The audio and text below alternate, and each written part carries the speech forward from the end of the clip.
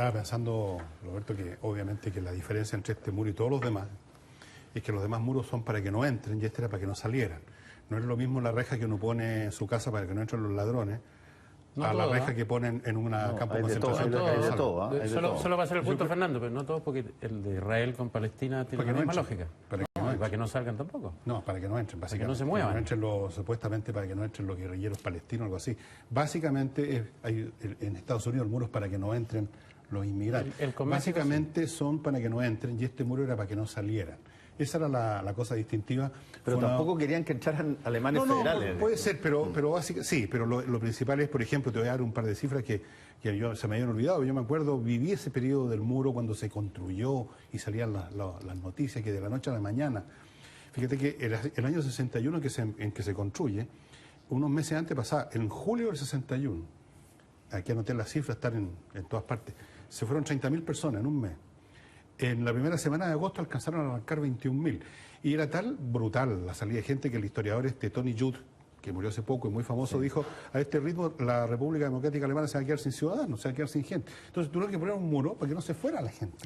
Y eso ya en sí es una muestra del fracaso del sistema. Y cuando se derrumba es la constatación que el sistema había fracasado, que ya no daba más. Yo creo que esa es la gran lección que da este muro. Que que el sistema, ese modelo que tenía todas las ventajas en el papel de lo justo. ¿Quién no fue en algún momento llamado por ese llamamiento? Tú fuiste uno de ellos. Viste lo que pasaba en Cuba en un momento dado, viste lo que pasaba en Alemania y te diste cuenta que la realidad estaba a años luz de la teoría. Y aquí yo te quiero hacer una pregunta. ¿Cómo sientes tú, cómo vives ahora el hecho de que hay gente que nunca puso un pie en ninguna parte de esa, o que los llevaron en estos turismos, digamos, políticos con unas secretarias bilingües muy amistosas que la pasaban bomba y volvían con los ojos abiertos así como... Cuando gente así, o niños que no han vivido eso, que no supieron del muro, que no saben ni cuándo se construyó, te llaman desleal, te llaman traidor, te tratan de facho, porque sencillamente tú constataste una realidad y dijiste no puedo seguir viviendo en esta cuestión. ¿Cómo lo sientes? Bueno, mira, primero yo lo que siento es más bien respaldo de la gente, porque hay aquí en Chile.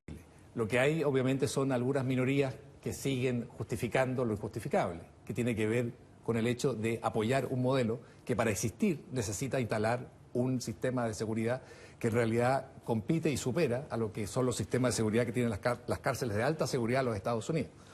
Entonces, ese es el tema inicial. Después yo pienso que aquí hay un tema que tiene que ver con la honestidad intelectual y política de las personas. Y una concepción también que tiene que ver con la política vista como una actividad tribal. Yo abracé la causa del comunismo teniendo 17 años. Yo estaba en el colegio alemán, no es muy usual que alguien del colegio alemán se convierta en un militante comunista, y di el paso, ingresé a la Juventud Comunista porque creí, como estos jóvenes que nunca han visto el socialismo real ni lo conocen, o si van a Cuba lo conocen como turistas, porque creí que representaba una alternativa real de desarrollo justo y vamos a decir, necesario para Chile. Yo creí que esa es la vía de desarrollo. Y por eso abrazo la causa comunista siendo estudiante del colegio alemán. Y conozco, después del golpe de Estado, donde comienza la dictadura de Augusto Pinochet, yo me voy, por razones que explico en este libro, Detrás del Muro, que no viene al caso explicar ahora, me voy a Alemania Oriental, estoy un tiempo allí y viajo después a Cuba. Y esto quiero subrayarlo, dejarlo muy en claro, y con respecto sobre todo a quienes puedan acusarme a mí de traidor.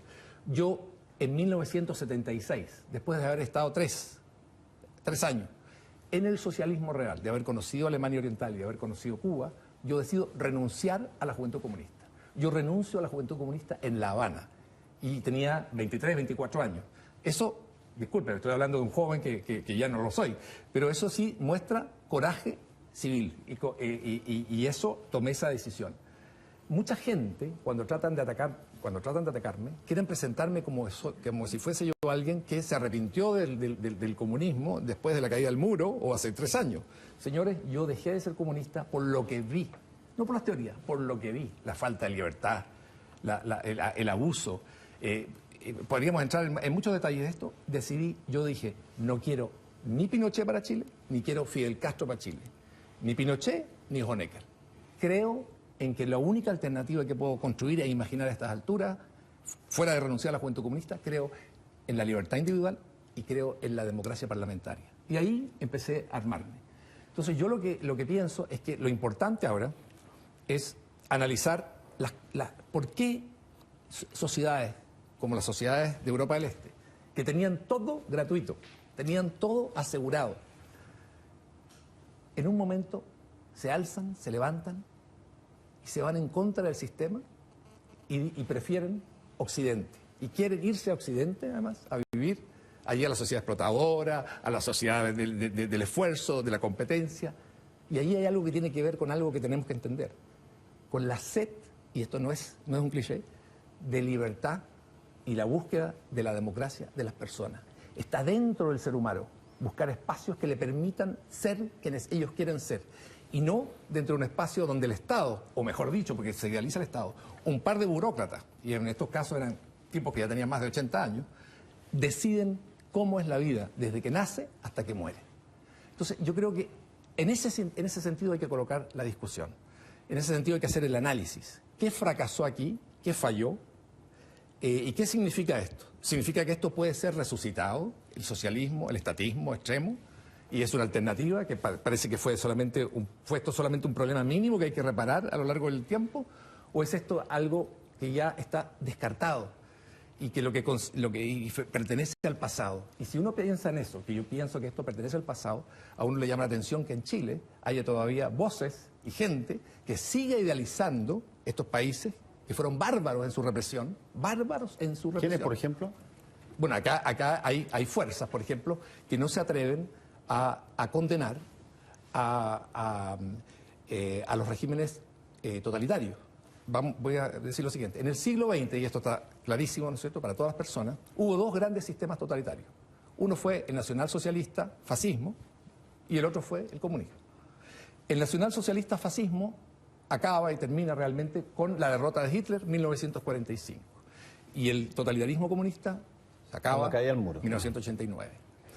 Entonces, a mí me llama mucho la atención que haya personalidades en este país que han tenido funciones en el gobierno de Chile, este gobierno y este país, donde hemos tenido una historia también de dictadura, y que hoy, desde posiciones de izquierda, no sean capaces de condenar estos sistemas de abuso donde lo central era su violación permanente de los derechos humanos.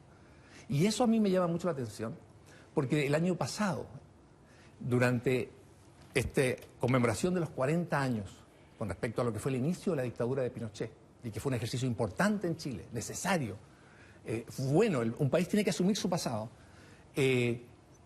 estaban condenando, y con mucha razón, todo lo que fue la violación de derechos humanos bajo la dictadura de Pinochet. Sin embargo, al mismo tiempo, en menos de un año, lo que hacen es guardar silencio con respecto a las dictaduras de Europa Oriental, donde vivieron chilenos, porque nosotros vivimos. Fíjense, la experiencia de chilenos en los países comunistas de Europa Oriental y en La Habana es parte de la historia de Chile.